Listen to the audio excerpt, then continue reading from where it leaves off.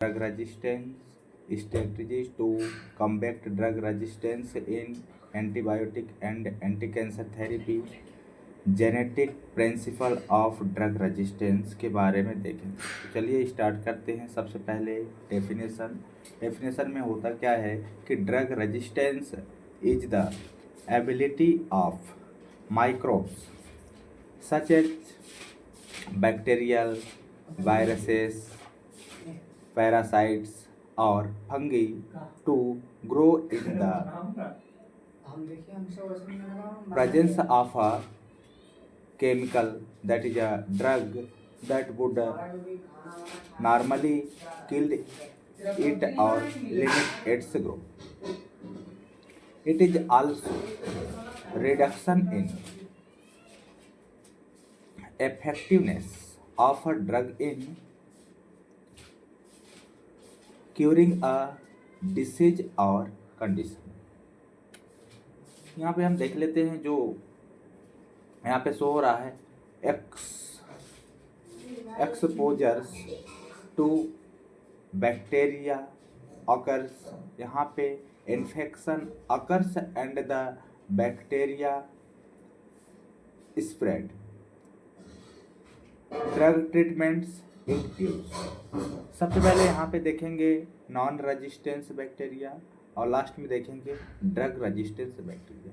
यहाँ पे देखिए बैक्टीरिया है, द बैक्टीरिया मल्टीप्लाई। यहाँ पे क्या हो रहे हैं, बैक्टीरिया मल्टीप्लाई हो रहे हैं। जब एक बैक्टीरिया से कई सारे बैक्टीरिया का ग्रोथ हो जाता है तो बैक्टीरिया मल्टीप्लाई कहलाता है, जबकि नॉन रेजिस्टेंस बैक्टीरिया हो रहे हैं। जैसे ही हम आगे चलते हैं तो the bacteria dies the person in healthy again. जब हम बात करते हैं ड्रग रेजिस्टेंस बैक्टीरिया में तो यहाँ पे देख लेते हैं थोड़ा सा स्ट्रक्चर में डिफरेंस होगा। जैसे यहाँ पे ड्रग रेजिस्टेंस बैक्टीरिया है, ये जो सबसे पहले ऊपर में ये दिख रहा है बैक्टीरिया, ये क्या है, नॉन रेजिस्टेंस है। यहाँ पे देखो कोई भी रेजिस्टेंस नहीं होगा और यहाँ पे क्या हुआ, रेजिस्टेंस हो गया बैक्टीरिया। जैसे लाइक दैट यहाँ पे मान लेते हैं एच पायरोली। एच पायरोली जो है नॉर्मल प्रोड्यूस एंजाइम है। जब इसे हम एंटीबायोटिक अप्लाइड इसमें कराते हैं तब क्या हो जाती है, उसकी डेथ हो जाती है। यहाँ पे हम देख लेते हैं जैसे म्यूटेंट हो गया, प्रोड्यूस नो एंजाइम। इसमें क्या होता है, कोई भी एंजाइम प्रोड्यूस नहीं करवाई जाती है। इसमें यहाँ पे देखें सर्वाइसिस हो जाती है। जब सर्वाइस यहाँ पे हो जाते हैं, जैसे एक से कई ज़्यादा हो जाते हैं, जिसे HA के नाम से जाना जाता है। जैसे यहाँ पे मान लीजिए continuous to reproduce and produce of strain that resist antibiotics use to treat it. इसे क्या कर लेता है, ट्रीट कर लेता है। हम इसका बात कर लेते हैं कॉजेस ऑफ ड्रग रेजिस्टेंस। क्या कॉजेस हो सकते हैं, तो सबसे पहले यहाँ पे देखेंगे patient not taking drug as prescribe. इसका मतलब समझ में आ रहा होगा। एंड यहाँ पे सेकंड देखते हैं unnecessary antibiotics drugs uses in agriculture, poor hygienic and sanitation practice, lack of retic laboratory tested, poor infection control in hospitals and clinicals, absence of new antibiotics being discovered, and then last over prescribing of antibiotic। ज़्यादा prescribe या फिर ज़्यादा antibiotic लेने से भी हो सकती हैं। ये सब क्या है, कॉजेस ऑफ ड्रग रेजिस्टेंस है। अदर सोर्स भी यहाँ पे होते हैं। जैसे अदर सोर्स में देख लेते हैं म्यूटेशन होता है, सेलेक्टिव प्रेशर्स होते हैं, जीन ट्रांसफ़र भी हो सकता है और फिनोटाइपिक चेंजेस भी हो सकते हैं। ये बहुत सारे कॉजेस भी होते हैं जो कि अदर में होते हैं। जैसे यहाँ पे देख लेते हैं और इनडिक्वेट डायग्नोसिस होता है, इनअप्रोप्रिएट यूजेस भी हो सकते हैं, एग्रीकल्चर यूजेस में भी हो सकते हैं, हॉस्पिटल यूजेस भी हो सकते हैं, जो कि बहुत सारे डिफरेंट हो सकते हैं। यहाँ पे अब हम नेक्स्ट देखेंगे strategies to combat drug resistance in antibiotic. क्या उसकी स्ट्रेटजी है कम्बैट ड्रग रेजिस्टेंस में, किसकी, एंटीबायोटिक की। तो हम इसमें देखते हैं इंटर या फिर इंटरनेशनल में जैसे कि यहाँ पे मेजर किया जाता है, जैसे same of drug WHO world health organization recommended, ये क्या करता है, एक रिकमेंडेड करता है जो कि अप्रोच और यहाँ पे सबसे पहले इंक्रीजेज कोलेबोरेशन भी होता है between governments, non government organization, professional and groups भी हो सकते हैं। इसमें से होता है इंटरनेशनल एजेंसीज भी बहुत सारे शामिल होती हैं, बहुत सारे हैं। जैसे इसमें नेशनल स्ट्रेटजीज में क्या होता है, WHO क्या रिकमेंड कर रहा है, यहाँ पे देख पा रहे होंगे। जैसे ही प्रोवाइड गाइडलाइंस भी देता है कि स्टैंडर्ड गाइडलाइंस के अकॉर्डिंग करो, रेगुलेटरी करो, ट्रेनिंग के साथ करो, बहुत सारे ये देखना पड़ता है एंटीबायोटिक एंड AMR के थ्रू। जैसे स्टेबलाइजिंग एंड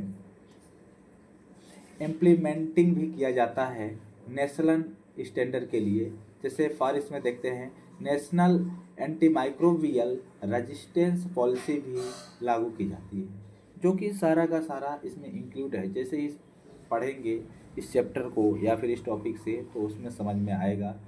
जैसे active at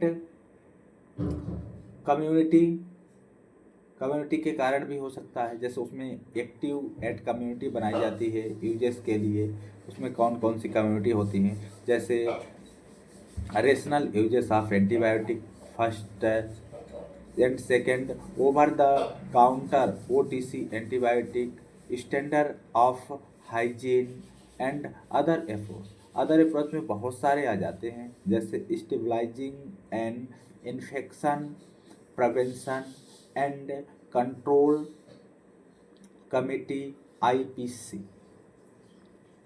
good hand hygiene practice, effective diagnosis and treatment of infection. जैसे बहुत सारे हैं। जैसे लास्ट इसमें गुड माइक्रोबायोलॉजी प्रैक्टिस, यानी जो सब कुछ है, जो अप्रोच होनी चाहिए एकदम बेस्ट क्वालिटी में होनी चाहिए, तभी पॉसिबल है, अन्यथा नहीं। जैसे इसमें देखते हैं अदर मेजर्स, जैसे मान लीजिए बहुत सारे और कुछ मेजर करते हैं। जैसे इम्प्रूव किया जाता है स्ट्रेंथ में, स्ट्रेंथ जो होती है उसको इम्प्रूव करते हैं, सर्विलेंस करते हैं and laboratory capacity and facility भी होती है बहुत सारे। जैसे make sure uni enter like wide access to essential medicines of assured quality, यानी कहते हैं कि जैसे यहाँ पे regulate and encourage rational uses करते हैं मेडिसिन का, तब इवन यानी जो एनिमल हस्बेंड्री होते हैं उसके लिए इंश्योर प्रॉपर पेशेंट केयर होना चाहिए। जैसे लाइक इसमें हम देखते हैं इम्प्रूव या फिर improvised on infection prevention and control, यानी कुल मिला के एकदम हार्ड और एकदम प्रॉपरली काम होना चाहिए कि साफ सेफ्टी क्लीन होना चाहिए, जिसमें क्वालिटी या फिर स्टैंडर्ड मेंटेन करके रखना चाहिए। जैसे यहाँ पे बात कर लेते हैं genetic principle of drug resistance. जब कोई भी जेनेटिक प्रिंसिपल ड्रग रेजिस्टेंस में होता है तो उसके लिए सबसे पहले प्राइमरी या फिर नेचुरल नॉन जेनेटिकल और ओरिजिन ऑफ रेजिस्टेंस होता है, जिसको हम बोलते हैं bacteria process and innate property to resist drug. For example के लिए यहाँ पे देख सकते हैं, द बैक्टीरिया में infect most at sites where drug are inaccessibility is not active seen in salmonella. The cell wall may be have covered with an outer membrane that's stabilized या फिर stabilizes a barrier against the antibiotic as seen in the gram negative bacteria. इसमें से यहाँ पे जो gram negative bacteria show हो रहा है, जैसे यहाँ पे मान लीजिए एन एसिड फास्ट स्टेटिन जिसको बोलते हैं जेन नेस्लेन, so acquired genetic origin of drug resistance. इसमें भी यहाँ पे क्या होता है, बैक्टीरिया एक्वायर्ड डेवलप किया जाता है किसके लिए, resistance to antibiotic through the modification of existing genetic materials और द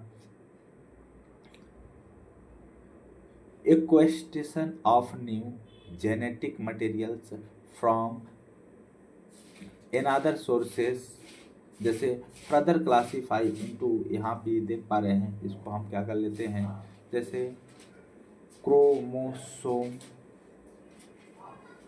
मेडिएटेड रेजिस्टेंस जो होते हैं, क्रोमोसोम में मेडिएटेड रेजिस्टेंस होते हैं, उससे भी हो सकता है।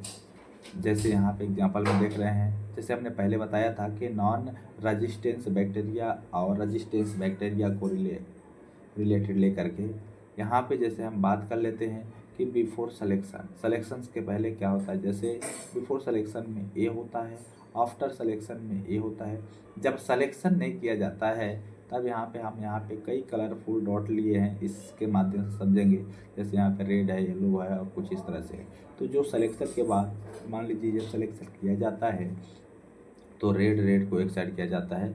जब फाइनल पॉपुलेशन किया जाता है तो जितने भी रेड हैं सब एक जैसे आ जाते हैं, और जो रेजिस्टेंस होते हैं, रेजिस्टेंस लेवल, उसको उसी लेवल से क्या कर देते हैं, कम कर देते हैं, यानी उसी कलर से रिलेटेड, जैसे हाई है फिर उससे कम कम कम कम, फिर जैसे कलर समाप्त हो जाता है दूसरा कलर ले लेते हैं। ये क्या है, सब रेजिस्टेंस वाले हैं। यहाँ पे दूसरा देखते हैं, ट्रांसफेरेबल ड्रग रेजिस्टेंस, जो कि ट्रांसफेरेबल होता है, यानी ट्रांसफ़र होता है, उससे कैसे ड्रग रेजिस्टेंस होता है। यहाँ पे देख रहे हैं, डायग्राम के माध्यम से समझ सकते हैं। जैसे ट्रांसडर्मिनेंट होते हैं, उसमें से कैसे ट्रांसफ़र होते हैं।